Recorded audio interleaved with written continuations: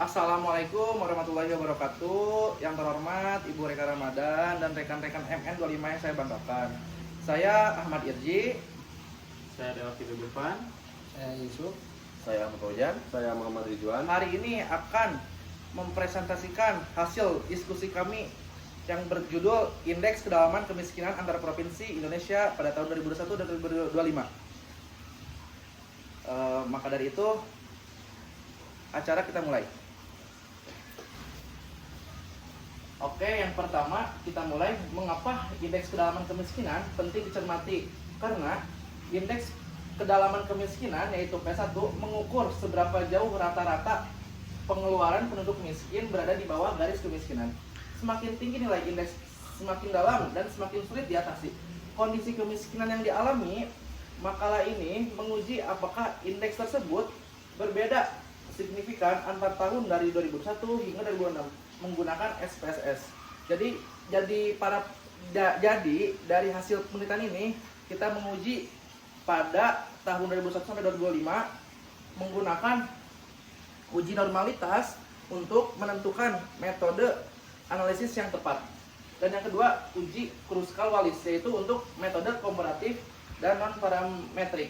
Dan yang ketiga itu pairwise dan comparison untuk mencari pasangan tahun yang berbeda.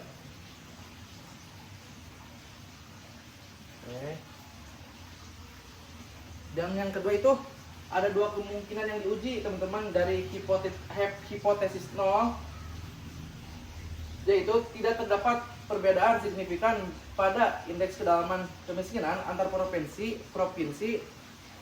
selama 2021 sampai 2005. Dan yang kedua, hipotesis 1A, hipotesis alternatif, yaitu terdapat perbedaan signifikan pada indeks kedalaman kemiskinan antar provinsi pada tahun 2021 dan 2025. Pada saat ini dijelaskan cara membaca aturan baca nilai signifikansi, yaitu alfa sama dengan 0,05. Caranya mudah untuk membaca. Ketika signifikansi lebih besar dari 0,05 berarti H0 diterima dan H1-nya ditolak. Perbedaan ini yang ada dianggap tidak signifikan secara statistik. Dan selanjutnya kebalikannya, ketika signifikansi lebih kecil dari 0,05 berarti H0 ditolak dan H1 diterima. Itu karena terdapat perbedaan atau pengaruh yang signifikan secara statistik. Nah, pada slide ini dijelaskan data tidak berdistribusi normal di seluruh tahun pengamatan, yaitu tahun 2001 sampai 2025. Semua nilai sigma yaitu di bawah 0,05. Artinya H0 uji normalitas ditolak. Data indeks tidak berdistribusi normal pada seluruh tahun. Untuk analisis dapat memakai uji non parametrik Kruskal-Wallis, itu uji lanjut. Selanjutnya dari uji normalitas tadi yang menunjukkan bahwa data tidak terdistribusi normal, kemudian dilanjutkan dengan uji Kruskal-Wallis untuk mengetahui apakah ada perbedaan dari masing-masing tahun dari 2021 sampai 2025. Berikut adalah hasil uji Kruskal-Wallis di mana di sini menunjukkan data mean dari masing-masing tahun. Mean rank per tahun itu dari total ada 178. 2021 itu menunjukkan nilai 36,25, 2022 34,37, lalu melonjak di 2023 120,10, di 2024 masih tinggi jadi 122,92, dan di 2025. Dari data ini menunjukkan bahwa dari tahun 2021 sampai 2025 berada pada peringkat rendah, lalu melonjak pada tahun 2023 dan selanjutnya dengan nilai lebih dari 120. Next.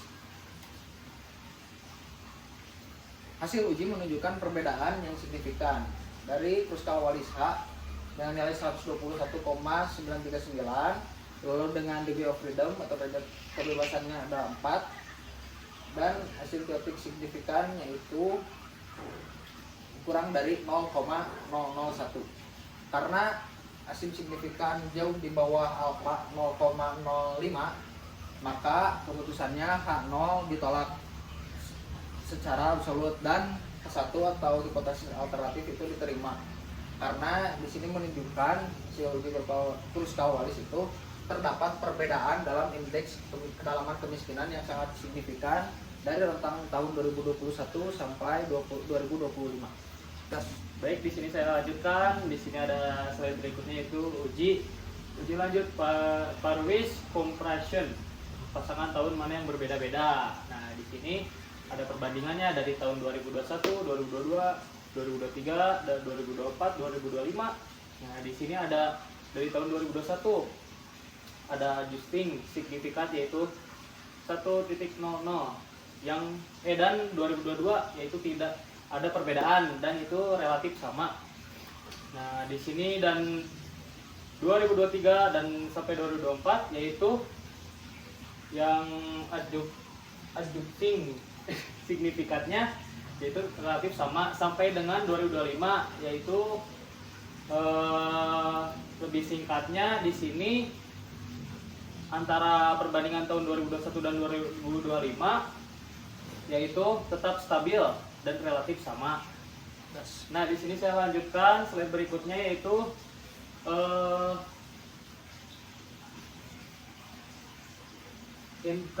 interpretasi Parwis yaitu dinamika terbagi ke dua klaster waktu yaitu dari tahun 2021 dan 2025 yaitu kita sebutkan dari klaster awal min rank rendah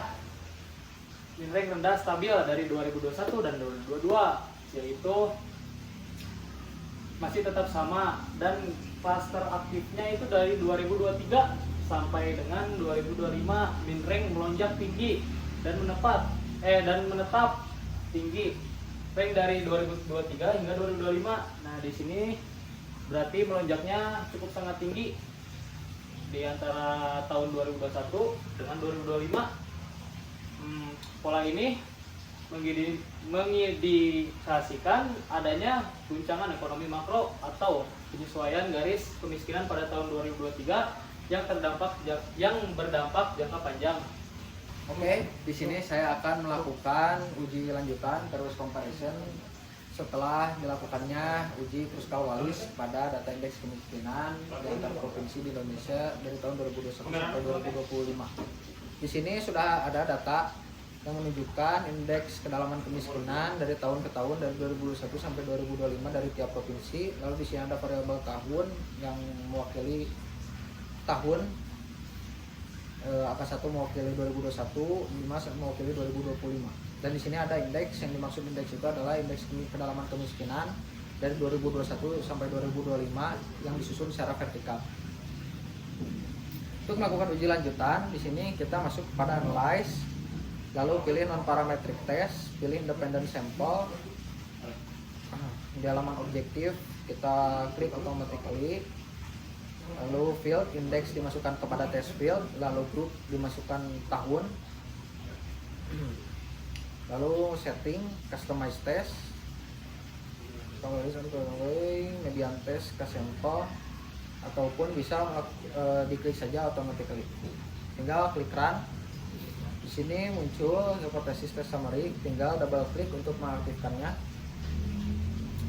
Di sini muncul independent sample Kruskal-Wallis test di mana total N menunjukkan 178 N, yang dimana ini gabungan dari jumlah N dari 2021 sampai 2025. Lalu tes statistiknya menunjukkan angka 121,939, lalu derajat kebebasannya di angka 4 dan asymptotic signifikan itu di 0,000. Di sini kita buka view-nya ya untuk melihat perbandingan dari tahun ke tahun. Bisa diklik Parwis comparison. Di sini muncul tabel di mana tabel ini menunjukkan hubungan antar tahun dan signifikansinya. Pertama itu dari 2022 dan 2021 menunjukkan adjust signifikan itu di angka 1,000. yang dimana dasar pengambilan keputusannya itu jika ajus signifikan itu lebih dari 0,05 atau nilai signifikan maka dinyatakan sama, dan bila kurang dari 0,00 maka terdapat perbedaan antar tahunnya. Lalu di tahun 2022 sampai 2023 ini menunjukkan 0,000 yang dimana nilai ini di bawah 0,05 berarti terdapat perbedaan. Begitupun 2022 dengan 2024, 2022 dengan 2025, 2021 dengan 2023, 2021 dengan 2024, 2021 dengan 2025. Untuk 2023 dan 2024 itu tidak terdapat perbedaan yang signifikan karena nilai ajus signifikannya itu lebih dari nilai signifikan 0,005. Begitupun 2023 dan 2025 dan juga 2024 dengan 2025. Jadi terdapat dua kategori dari hasil uji lanjutan ini, yakni ada kategori tahun di mana tidak terdapat perbedaan yang signifikan, yakni yang memiliki nilai adjustment signifikan ini terdapat di atas 0,05, dan juga yang terdapat perbedaan yang signifikan, yakni yang memiliki nilai adjustment signifikan di bawah 0,05. Sekian untuk simulasi uji lanjutan Pairwise Comparison dari hasil uji Kruskal Wallis. Nah, di sini saya akan melanjutkan yaitu cara menguji apakah data ini normal atau tidak. Dan di sini sudah ada datanya ya. Cara menguji uji normalitas yaitu kita ke analyze, terus deskriptif statistik, lanjut ke explore. Nah, di sini kita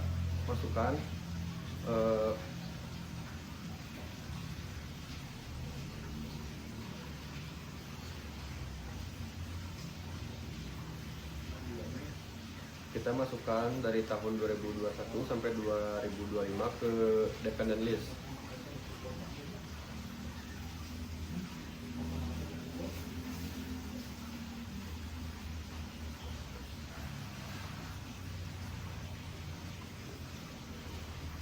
Nah, kalau sudah dimasukkan, kita pencet close, terus pencet normality plot, langsung saja continue. Nah, langsung saja klik OK.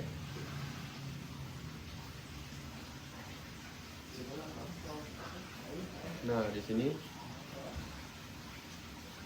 muncul hasilnya yaitu test of normality. Di sini kita lihat dari tahun 2021 sampai 2025 nilai signya itu kurang dari 0,05, yang berarti data ini tidak normal. Nah, di tabel ini menunjukkan hasil uji normalitas menggunakan Shapiro-Wilk karena jumlah sampelnya hanya 34. Maka uji Shapiro-Wilk yang dijadikan acuan.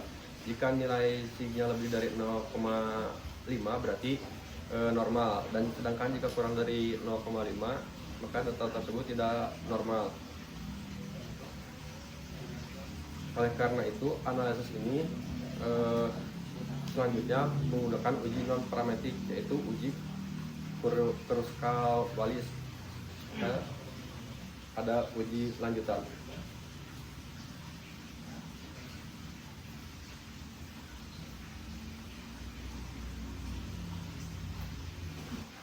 Nah, baik, di sini saya akan lanjutkan.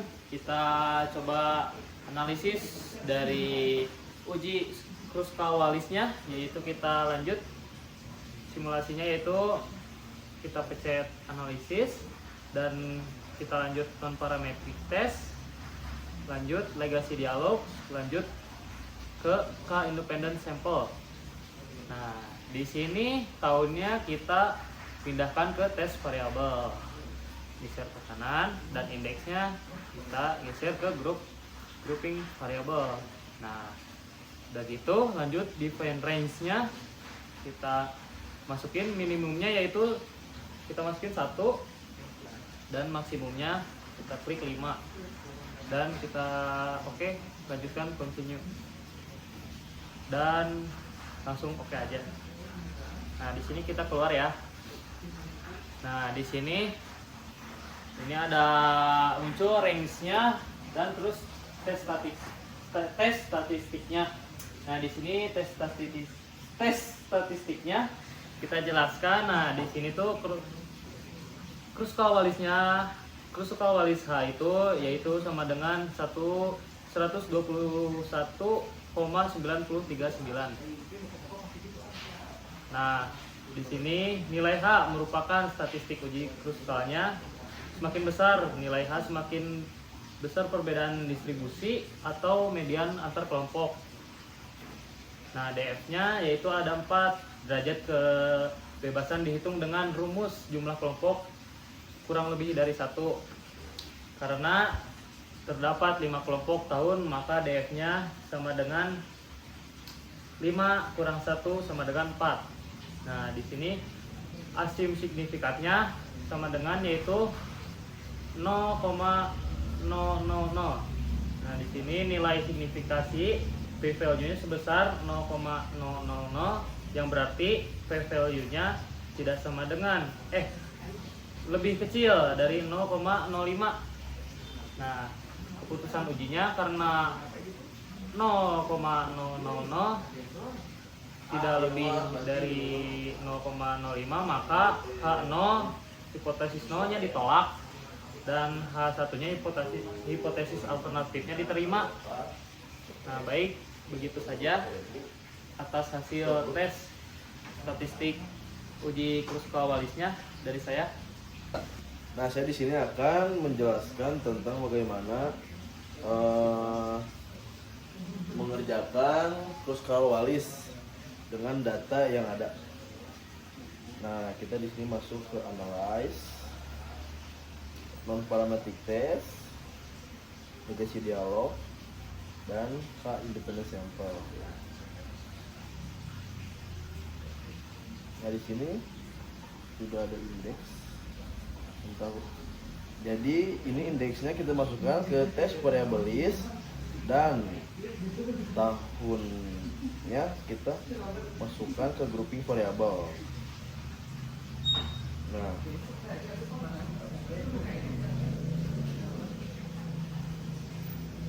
ini copy aja. Nah, di sini sudah ada data hasil dari SPSS tadi. Ini hasilnya.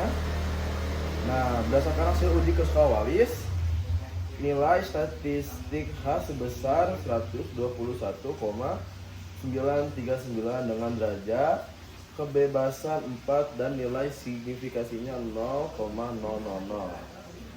Karena nilai signifikasi lebih kecil dari 0,05, maka hipotesis 0 ditolak.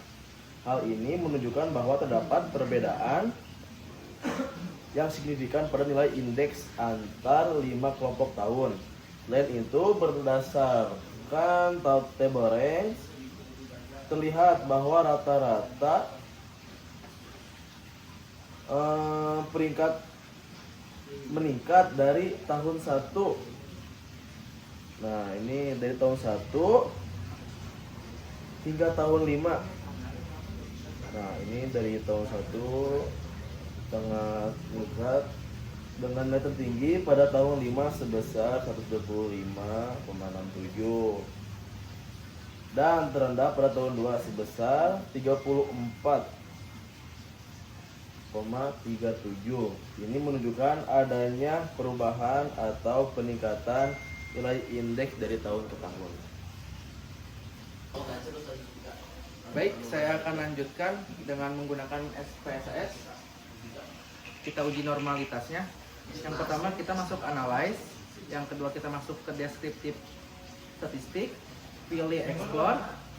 Lalu tahun dari 2021 sampai tahun 2025 kita masuk ke dependent list. Sebelum kita kita ketik plots. Lalu normality plots with testnya kita continue, lalu Nah, sudah keluar, kita scroll ke atas, sampai menemukan bagian yang kita bagian test of normality. Di sini terlihat ya signifikannya titik 0,0010,